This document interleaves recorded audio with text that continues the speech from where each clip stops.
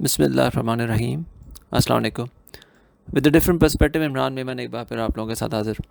हमेशा की तरह सबसे पहले इंशाल्लाह ताला कोशिश करेंगे कि जो पिछले हफ़्ते का रैप अप आप लोगों के साथ शेयर कर लें कि किस तरह से चीज़ें बताई थी। जैसे मैं हमेशा कहता हूँ कि जो रैप अप है वो बेसिकली एक अकाउंटेबिलिटी का एक प्रूफ होता है कि ऐसा नहीं है कि हम हमेशा ये बता रहे होते हैं कि भाई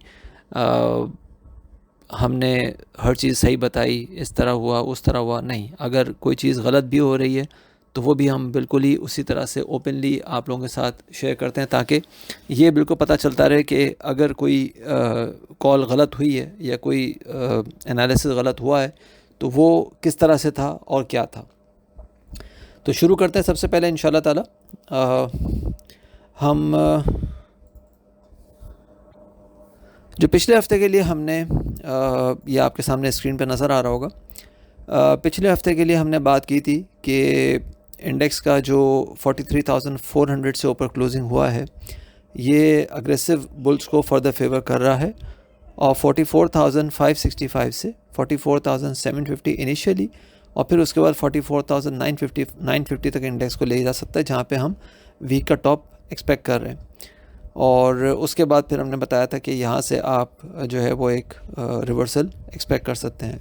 अगेन जो बुल्स की तरफ से मूव आया वो 44,950 नहीं बल्कि 45,970 तक आया, और उसके बाद फिर हमने इंट्रा वीक बेसिस पे एक हेल्दी प्रॉफिट टेकिंग विटनेस की, जिसके बाद इंडेक्स ने 45,065 पे जो है वो हफ़्ता क्लोज़ किया। तो इससे नज़र आ रहा है कि हम बिल्कुल क्लियर जिसको कहते हैं ट्रांसपेरेंसी के साथ चीज़ें आप लोगों के साथ शेयर कर रहे हैं। ऐसा नहीं कर रहे कि हमने सिर्फ ये बताया तो इस तरह हो गया, ये बताया था तो इस तरह हो गया।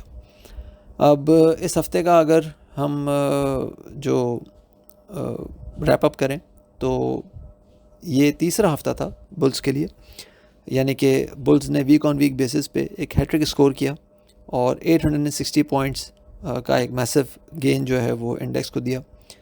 हाईएस्ट वीकली क्लोजिंग हमने देखी सिंस मई 2022, यानी कि 14 महीने की हाईएस्ट वीकली क्लोजिंग जो है वो हमने विटनेस की।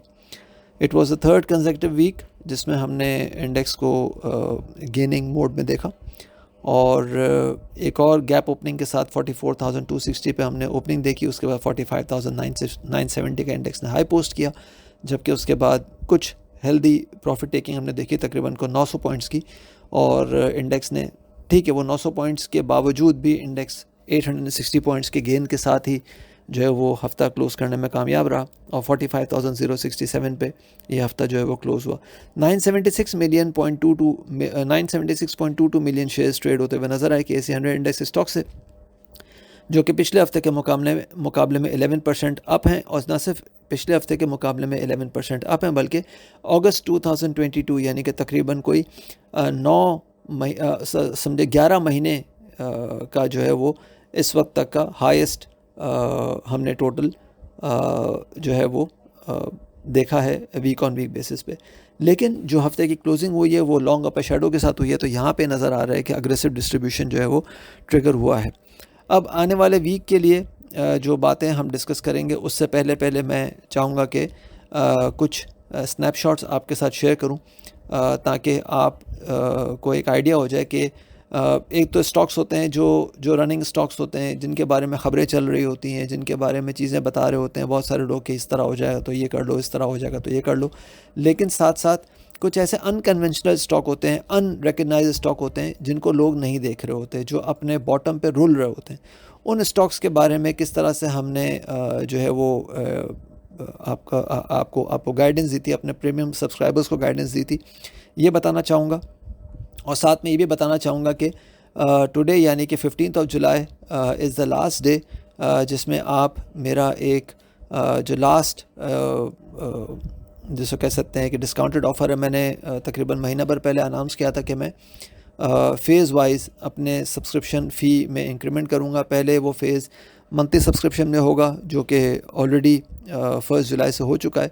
अब 6 मंथ्स वाला जो सब्सक्रिप्शन है वो इंशाल्लाह ताला मेरा 1 अगस्त से उसमें इंक्रीज़ हो जाएगा, फ़ी में इंक्रीज़ हो जाएगा। लेकिन उससे पहले पहले अगर आपने इस 6 मंथ्स की ऑफ़र को अवेल करना है तो टुडे यानी कि 15 जुलाई इज़ द लास्ट डे, और इसमें आप 20,000 में आप मेरी 6 मंथ्स की सर्विसेज अवेल कर सकते हैं। टर्म्स एंड कंडीशन उसमें कुछ अप्लाई होंगी, तो उन टर्म्स एंड कंडीशंस के लिए और फर्दर डिटेल्स के लिए आप मुझे मेरे दिए गए व्हाट्सएप पे कांटेक्ट कर सकते हैं। कोशिश कीजिएगा कि वो व्हाट्सएप पे जो आप मुझे कांटेक्ट करें वो थ्रू वॉइस या टेक्स्ट मैसेज ही करें, मैं कॉल्स रिसीव नहीं करता।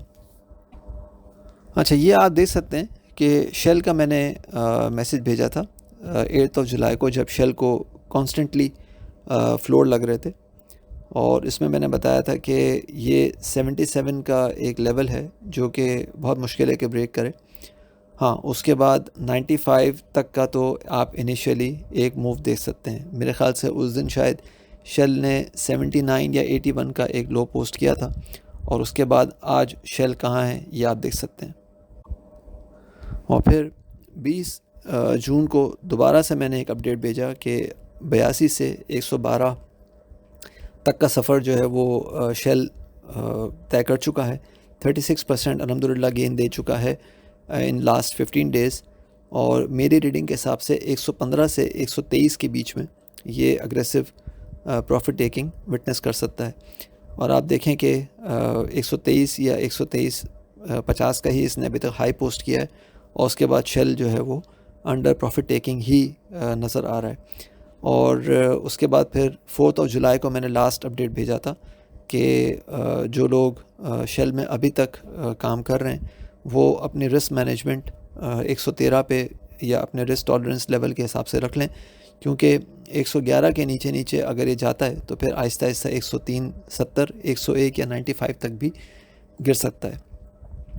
फिर उसके बाद एक मैसेज आपको ये नज़र आ रहा होगा जो कि मैंने ISL और INIL का भेजा हुआ है, जो लास्ट ट्यूसडे मैंने भेजा था। उससे नीचे आपको 20 जून का मेरा FFBL का भी एक स्नैपशॉट नज़र आ रहा होगा, और उसका अपडेट मैंने लास्ट ट्यूसडे भी भेजा।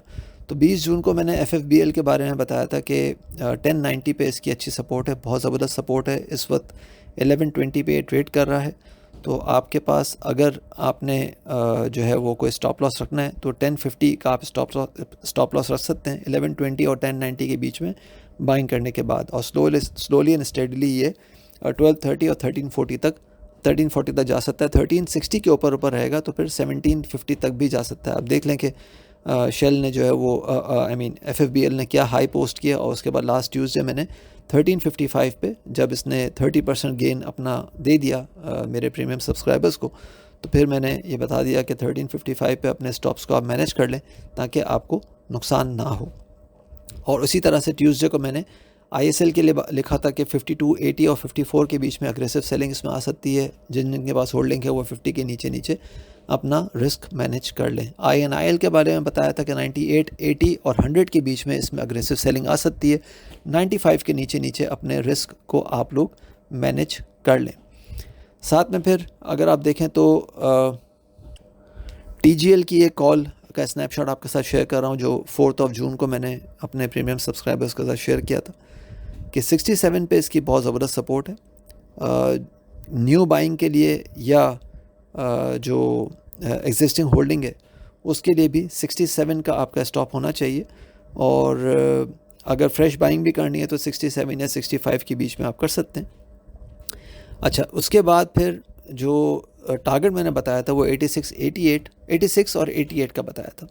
और अगर आप देखें तो TGL ने क्या हाई पोस्ट किए वो भी आपके सामने। लास्ट ट्यूसडे मैंने फिर ये मैसेज भेजा था कि 85-90 पे इसकी जो है वो हम प्रॉफिट टेकिंग देख सकते हैं। आपको याद होगा कि पिछले मैसेज में मैंने 86 और 88 का टारगेट दिया था। 85-90 पे पहला प्रॉफिट टेकिंग मैं एक्सपेक्ट कर रहा था, और ये बड़ा क्लियरली बताया था कि 87 के ऊपर इसको होल्ड करना होगा for a new move towards 91 and 96-70।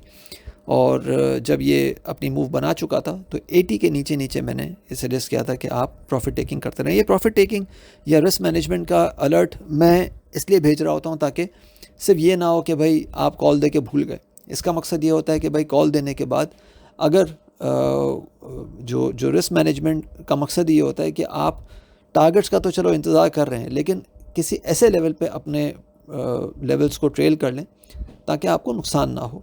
Mughal के बारे में बताया था कि 56 के नीचे नीचे जो है वो अपना रिस्क मैनेज करना शुरू कर दें। 2 सेशंस इसको 61 के ऊपर क्लोज करना होंगे फॉर अ मूव टूवर्ड्स 6790। इसके साथ साथ 30 मई को मैंने टेलीकार्ड के बारे में एक कॉल दी थी जब ये 6 रुपीज़ 80 पैसा पे ट्रेड कर रहा था, और बताया था कि 680 से 635 के बीच में आप जो है वो बाय कर सकते हैं। SLO का आपका 570, इनिशियल टारगेट आपका 780 और फिर उसके बाद 1030 होगा। तो आप चेक कर सकते हैं कि इस वक्त टेलीकार्ड ने अब तक की मूव मेरे ख्याल से 850 860 तक की बना दी है। इसके बाद अपने क्लाइंट्स को मैं ये बताना शुरू कर दिया है कि भाई अपने रिस्क को आप मैनेज करना शुरू कर दें। यहाँ पे आप अगर देखें तो 27 जून को मैंने एक कॉल भेजी थी GHNI की, जिसमें मैंने ये बताया था कि ये एक ब्रेकआउट अटेम्प्ट कर रहा है और इस ब्रेकआउट के ऊपर 92 के ऊपर अगर रहेगा तो ब्रेकआउट कंफर्म हो जाएगा। इस वक्त अगर आपने को बाय करना है तो आप 7240 का स्टॉप रख सकते हैं। 7840 और 75 के बीच में आप अगर बाय करना चाहें तो उस दिन मेरे ख्याल से 7860 या 78 के आसपास ही ये ट्रेड कर रहा था।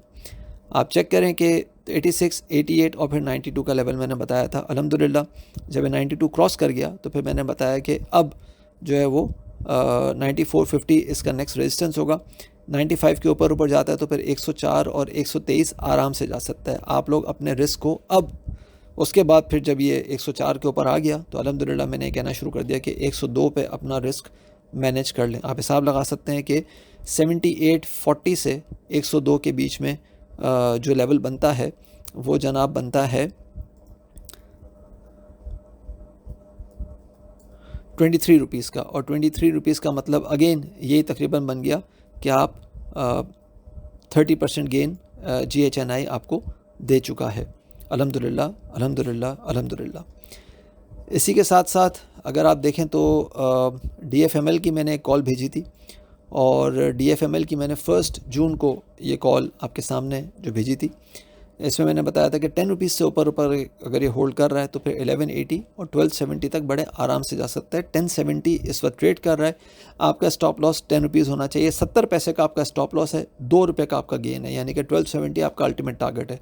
अल्हम्दुलिल्लाह DFML भी 13 रुपीज़ के ऊपर ट्रेड कर रहा है, और ये मैंने फिर कल अपने सारे क्लाइंट्स को मैसेज भेजा था कि भाई DFML जो है वो 1230 के ऊपर रह रहा है तो फिर 1380 तक जा सकता है। अल्हम्दुलिल्लाह 1380 ही शायद इसने या 1350 इसने अभी तक टेस्ट किया है। तो आप देख सकते हैं कि DFML में भी अल्हम्दुलिल्लाह आपको ऑलमोस्ट, मेरे प्रीमियम क्लाइंट्स को ऑलमोस्ट 30% गेन जो है वो हो चुका है, और ये एक महीने की बात है। 1 जून को ये कॉल मैंने भेजी थी, 30 मई, 1 जून, 4 जून, ये सारी कॉल्स आप देख सकते हैं कि एक महीने में स्टॉक्स ने 30% जो है वो गेन दिया है, और सारे वो स्टॉक्स थे जिनमें लोग पूछ भी नहीं रहे थे इनको। 23 जून को मेरे इंटरनेशनल क्लाइंट्स को मैंने बताया कि WTI स्पॉट जो क्रूड ऑयल है WTI, ये 67 के ऊपर अगर होल्ड करता है तो 74 तक आराम से जा सकता है। आप चेक करें कि WTI इस वक्त 76 का हाई लगा चुका है।